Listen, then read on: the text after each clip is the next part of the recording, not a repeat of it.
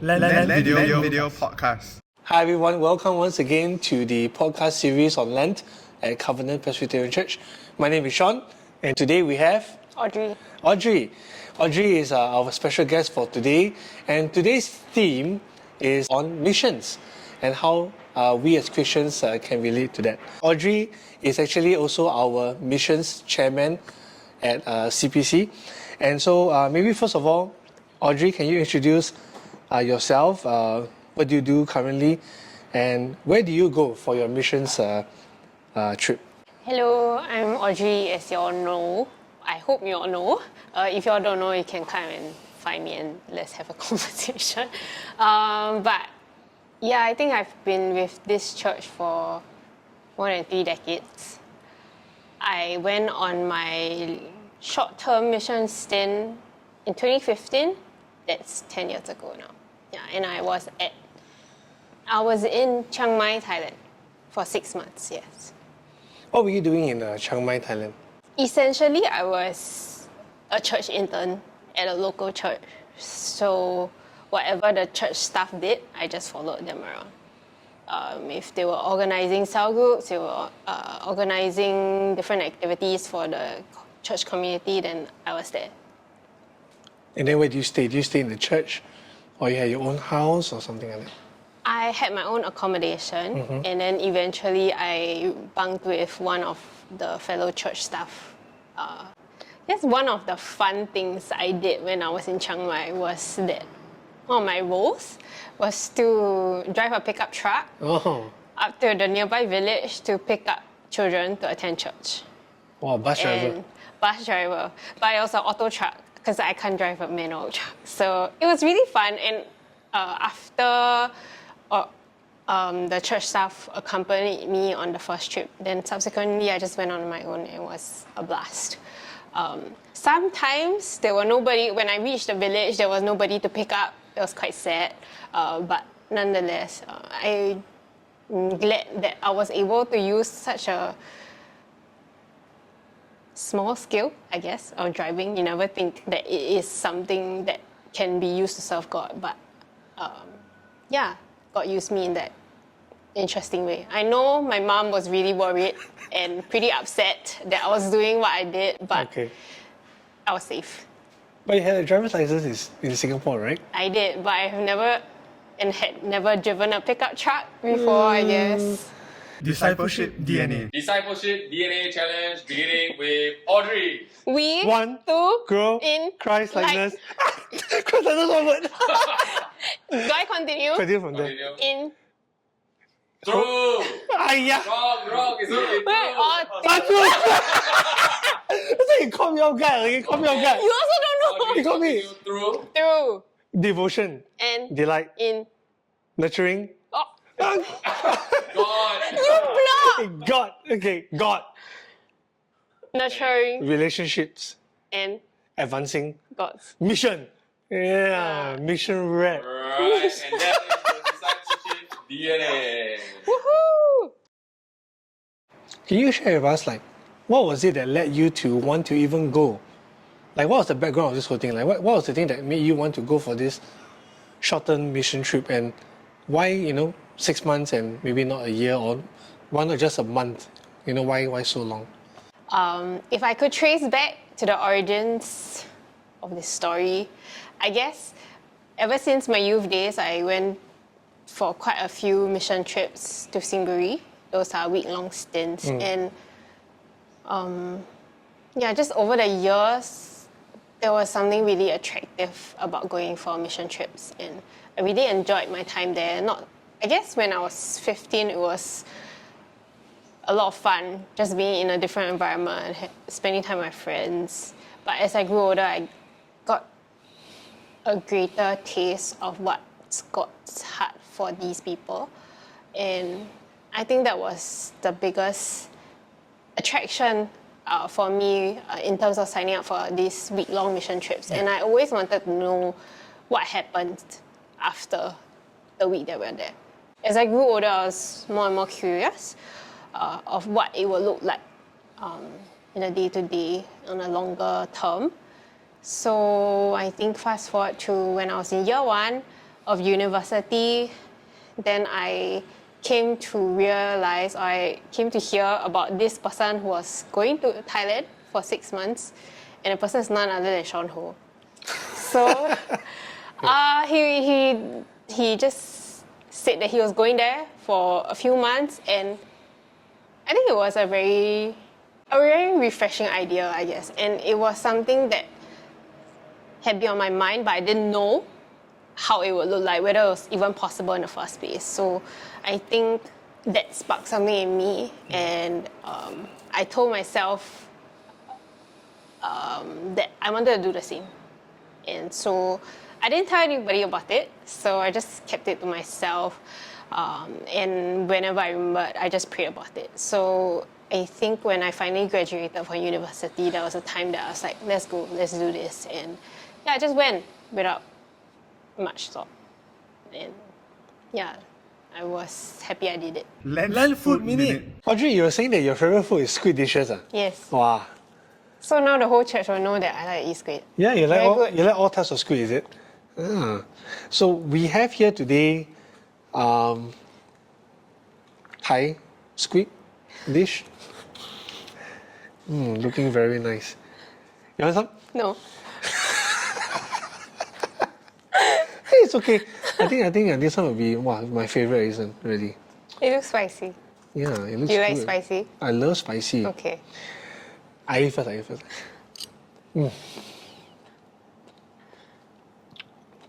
Are you sure you like it? Love it. But you sure you like it or not? I love it, but I'm not sure you love I it. don't think you want it. You want it or not? I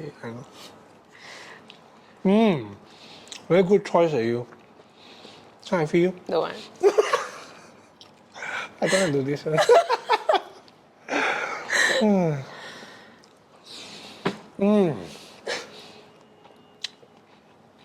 Why that's sweet? It's chewy Very sweet. and tasty. I think I eat all. Yeah. She's a horrible person. I eat everything. I don't save anything for you. I'm not sure you're enjoying it. On the contrary, I love it. And that is your Lent food minute. So you graduated and you went for this before starting work. Yeah. Do you think that it would have been different if you had started to work? Yes. Okay. I saw it as it was the best time for me to go after I graduated, before I started any work. And it was also like giving God my first fruits.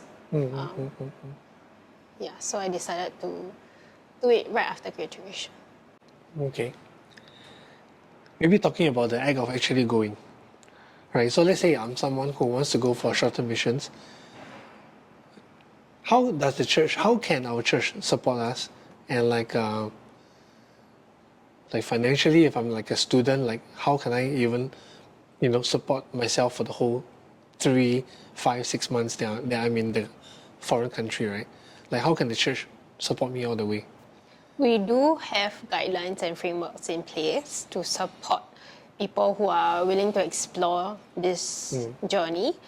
And we do have some guidelines on some subsidies that people can apply for, be it students or even retirees, maybe. And yeah, feel free to reach out to any one of us, the mission comms, or even the church staff or your church leaders, and we'll be happy to have a conversation to journey with you to see if this is really God's call for you. And yeah, we'll journey through with you till you go. What if I'm unsure of it? Like I kind of like how you experienced it in your first year of uni, you kind of were interested, but you don't know what's the path or how do I do it, and then not many people can say that after when you graduate, I'm determined to go, right? So what would you say the church can do for those who just express interest only but they don't really know how to take it forward? I think first and foremost, it starts with yourself. Because it's something that you really have to pray about on your own and really ask God if this is the plan He has for you. I believe God will open the door, and opening that door will also mean how the church will come and support you. Yeah, we are more than happy to journey with you and help you understand what are the more practical steps to take in order to prepare yourself for the journey. But in terms of your spiritual preparation, your own prayers, your own walk with God, I think that is also up to you. CrossFit Minute. Okay, guys, it's time for the CrossFit section. You know, our body's the temple of God, so we want to keep our bodies fit to make it cross-worthy and CrossFit ready. So, PT, what do we have for today? Alright, it's time for your 1 minute CrossFit challenge. Take up the cross. Whoa. Take up the cross. Hold out the cross in front of you, follow the whistle, jumping jacks. Your 1 minute CrossFit begins now. Jumping jacks. Audrey, quick! I don't know. Audrey! Follow. Dun, dun, dun. I'm not sure this is how jumping jacks work. Did you jump in just with something in your hand? Wow, very good, Audrey. Hold your cross in front of you. Squat. Follow the whistle. One whistle, one action. Down. Up. Help me. Remember, it's all about what happens at the cross. This doesn't happen at the cross. Oh, Audrey, very good. Right. Hold your cross overhead. Push it up. Extend. Bring it down. Let's get it. Jumping jacks.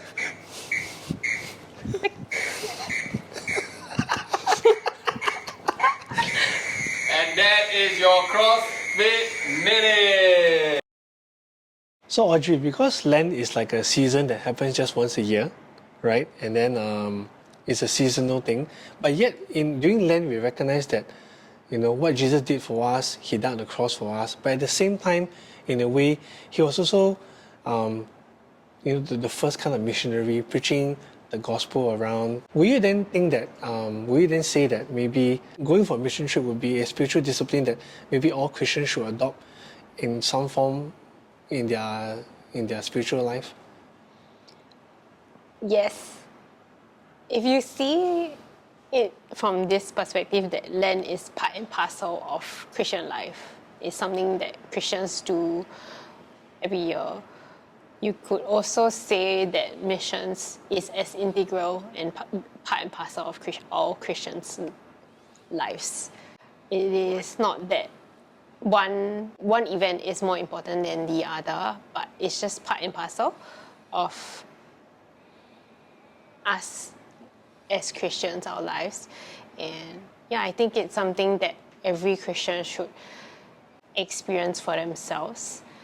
It doesn't have to be anything grand. It doesn't have to be that you need to fly overseas to do it. Missions can happen even as you lead your lives in Singapore in your day-to-day.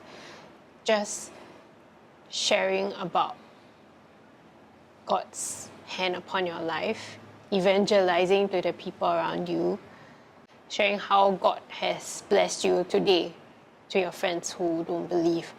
That is also, in a sense, what we are all called to do.